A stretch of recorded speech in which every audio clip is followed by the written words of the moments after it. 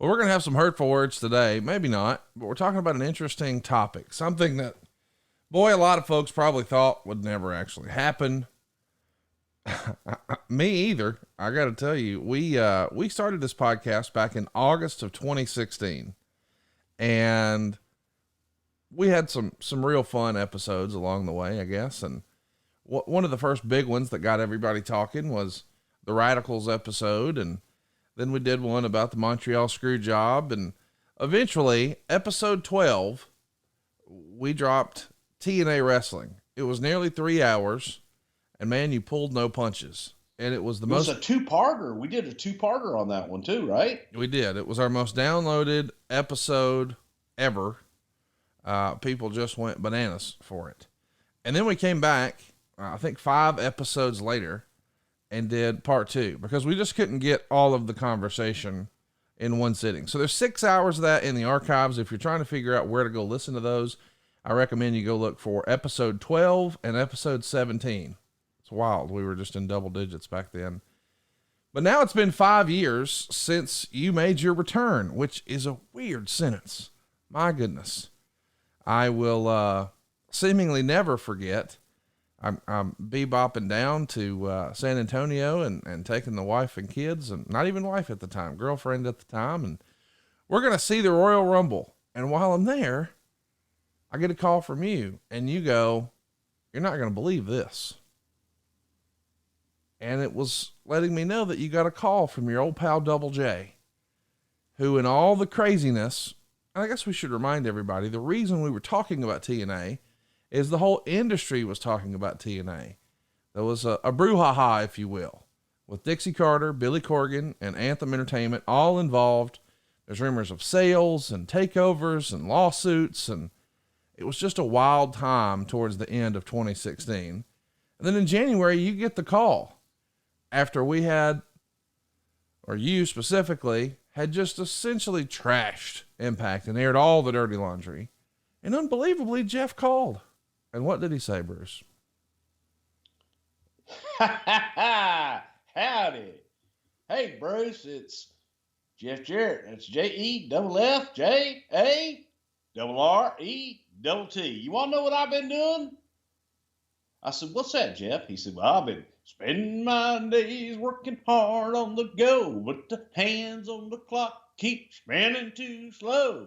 I can't wait to get you back with Impact Wrestling. And I said, what do you mean by that, Jeff? I thought you wanted to be alone with your baby tonight. And he says, well, I kind of do, and that's you. And so, long and short of it. So anyway, Jeff Jarrett called me. Yes, he did. January 2017. But I have to go back, Conrad. I have to go back even like about a week or two before that, because the WWE had contacted me as well about possibly doing something on the network, on the WWE network at the time. Right. So, and that was roughly a week or two before Jeff called. And of course I was interested and, I was like, yeah, sure, man. But, tell me what that is. What does that look like? What are you interested in me doing? And we talked a little bit back and forth. There was nothing firm. So there was no offer really to consider other than they're interested and they'd like to figure out something to do on the network. And then Jeff calls. He's like, hey, man, what are you doing? I said, well, I'm just doing the podcast. And we're kind of starting to hit with this thing and it's doing pretty good. So just doing that right now. And he says, let me ask you a question.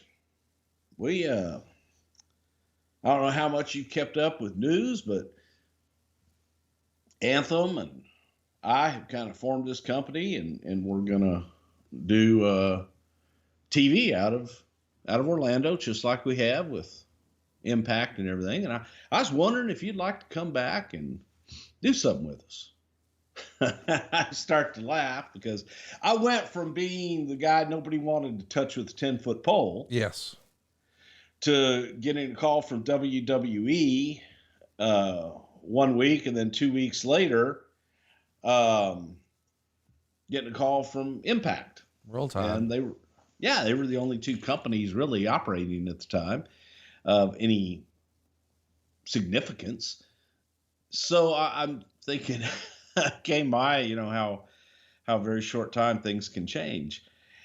So I thought, okay, well, Jeff, man, and again, these words will just live in infamy too. Jeff, I really just don't know about getting back into the business in an executive position or anything like that, or dealing with the talent or dealing with anybody. And I don't know. I don't know. What do you got? He said, well, I don't think that, we want to look. I'd love to have your head. I'd love to have have you help us some, but I'm looking for strictly a talent. And I said, Jeff, you can't afford me. He says, I know. All right. Well, then what are we talking about here? Because right now I always used to say, we're doing pretty good and I'm working 4 hours a week. And he says, well, here's what I can do and blah, blah, blah. And says, let me get back to you with money if you're interested. Well, of course I'm interested. I'll hear anybody out. I'll listen to whatever you got to say. So we talked a little bit, went back and forth on what I do, but I was more interested in, I was like, so I'm not going to be working backstage, which I was ecstatic about. But what am I going to do? And he says, well, you'd be a character. We'd make you an authority figure and just be you. Like Ozzy Osbourne. I'm Ozzy. I'm fucking Ozzy. I said, I can be Bruce. I know how to do that sometimes. So we talked. I called WWE back. I said, hey, is there an offer in the works? And is there a specific deal? And they said, well, it may take a few months. And I'm like, all right, well, here's what I'm thinking of doing. And they said, look, if you got something in the hand, go take that and go do that, and we'll always be here. So I called Jeff, and I didn't make demands. That's the wrong word to say, but I had kind of conditions because I knew they wouldn't offer a lot of money. Right.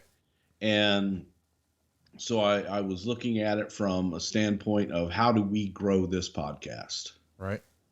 And took it as an opportunity to be on a national cable and be able to talk about it. At the time, Conrad, we were doing 3 times the downloads that they were getting viewers.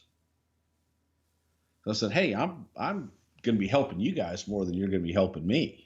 Right. But it was an opportunity to wear my shirts and be on TV and just get a little bit more exposure in a different outlet.